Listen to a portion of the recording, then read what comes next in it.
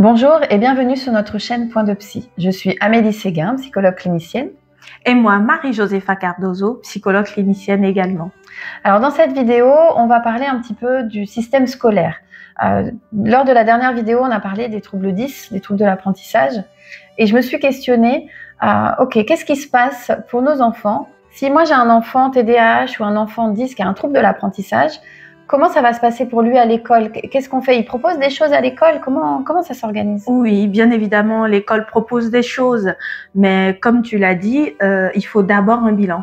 C'est-à-dire que quand je me rends compte que mon enfant a des difficultés, je vais aller vers le neuropsychologue, je vais aller vers l'orthophoniste, je vais aller vers l'ergothérapeute qui vont me proposer un bilan.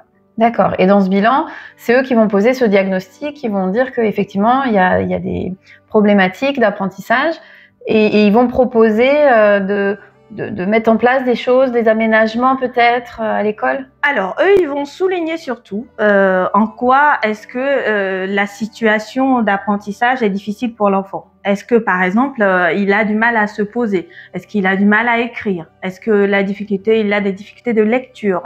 Voilà, ils vont mettre en lumière, en quelque sorte, ce qui est difficile pour ton enfant, pour l'enfant en question, en classe, quand on lui demande de faire quelque chose. À partir de là, l'école, voilà, va pouvoir se rapprocher des parents ou les parents, inversement, vont se rapprocher de l'école pour proposer un aménagement, ce qu'on appelle un aménagement adapté aux troubles de l'enfant. D'accord, mais est-ce que ça veut dire dans ce cas que le bilan que l'orthophoniste ou le neuropsy me fournit, est-ce que ce bilan-là, je dois l'apporter à l'école? Est-ce que je dois lui donner à l'école tout le bilan qu'on me fait? Parce qu'il y a le secret professionnel aussi, est-ce que là, ça ne concerne plus le secret professionnel? Si.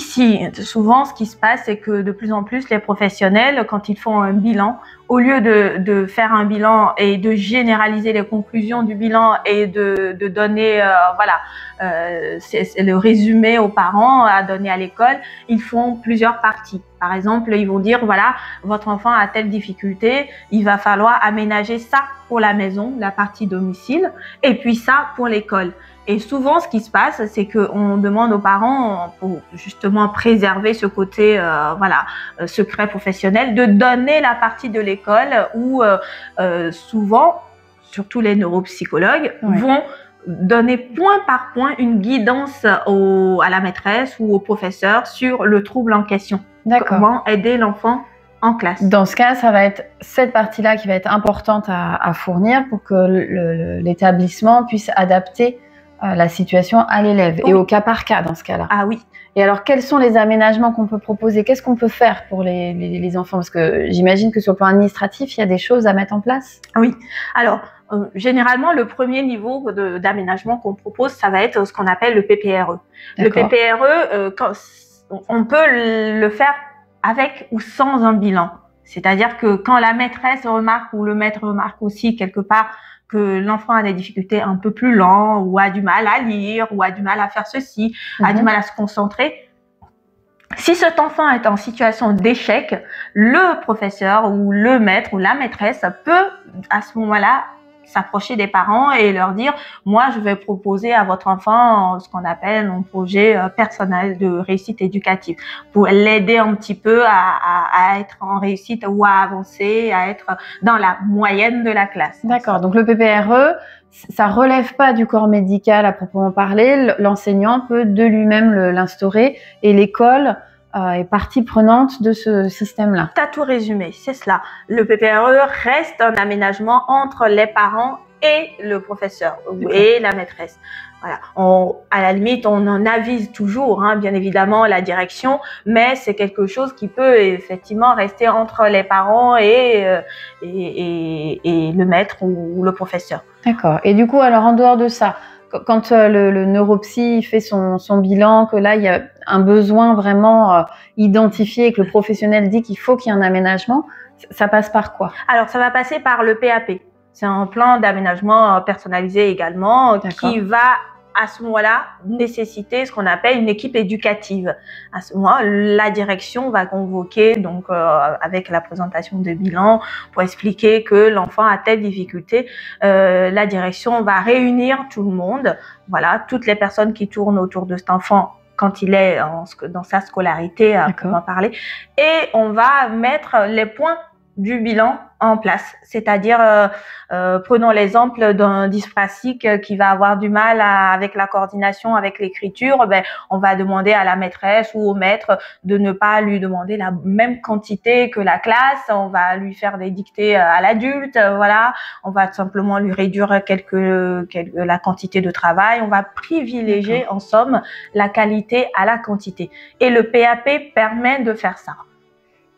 Par contre, je tiens à insister, pour mettre en place un PAP, il faut que le médecin scolaire valide le bilan. D'accord, donc en plus du neuropsy ou de l'orthophoniste, il faut voir le médecin scolaire pour qu'il valide tout ça. Exactement, il faut envoyer le bilan au médecin scolaire qui va étudier et qui va se rapprocher de l'école en disant ben, moi j'autorise la mise en place d'un PAP. Ça peut prendre un peu de temps alors, toutes ces procédures. Ah oui, ça peut prendre un peu de temps. Il y a des directions qui donc du coup voilà, collaborent très activement avec les parents parce qu'ils sont soucieux du bien-être, d'aller vite, et ils voient vraiment que l'enfant en a un réel besoin. Et puis des fois on a beaucoup de demandes de PAP sur un site scolaire plus que d'autres, et tout ça varie et peut faire voilà, que la procédure soit très très longue. D'accord, donc ça c'est les principaux aménagements. Il y en a d'autres? Oui, alors quand l'enfant présente un trouble qu'on qualifie souvent de neurodéveloppemental, c'est-à-dire le TDAH par exemple, ou alors quand l'enfant est multi-10, à ce moment-là, on ne peut pas simplement demander à la maîtresse de petits ajustements en classe ou de réduire la quantité de travail pour suffire. Non, il y a des enfants qui à ce moment-là ont besoin d'avoir un traitement. Dans ce cas-là, c'est un médicament qui est prescrit par le pédopsychiatre et que l'enfant peut parfois être amené à prendre voilà, sur le temps de la cantine. Dans ces cas-là, on fait un PAI. Pareil, le médecin scolaire est engagé, le médecin traitant de l'enfant est informé. Voilà, tout un cadre, un dispositif est autour de cela. Et pour certains enfants, en fonction de l'intensité du trouble, on va se référer à la MDPH.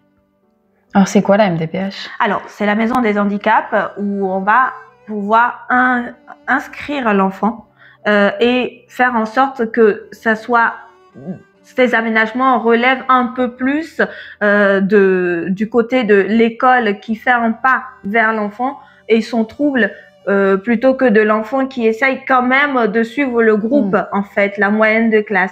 Et souvent, on met en place ce qu'on appelle un PPS. Une fois que la maison des handicaps a validé, la MDPH a validé le dossier de l'enfant, et ça nécessite beaucoup de démarches qu'on pourra vous expliquer dans d'autres vidéos. Mais une fois que le dossier est validé, cet enfant-là va bénéficier d'un PPS avec un référent de la MDPH qui vient régulièrement dans l'établissement pour s'assurer que tout ce dont l'enfant a besoin est bien pris en compte et mis en œuvre. Donc il y a pas mal de choses qui sont quand même proposées pour pouvoir aider ces enfants-là à améliorer leurs apprentissages, à être bien intégrés, à faire de notre mieux pour que ça fonctionne pour eux. Toi, en tant que psychologue, tu interviens aussi dans les établissements pour les aider à la mise en place de tous ces aménagements? Oui. Il y a des établissements, il faut vraiment souligner quelque chose, c'est qu'un enfant qui a un trouble de l'apprentissage a besoin quelque part que toutes les personnes qui tournent autour de l'enfant, qui l'accompagnent, que ce soit la psychologue qui va lui proposer des remédiations cognitives ou autres, que ce soit l'ergothérapeute ou même l'orthophoniste, tous ces professionnels, la psychomotricienne, ainsi de suite, vont contribuer quelque part à rendre l'apprentissage fluide et facile pour cet enfant.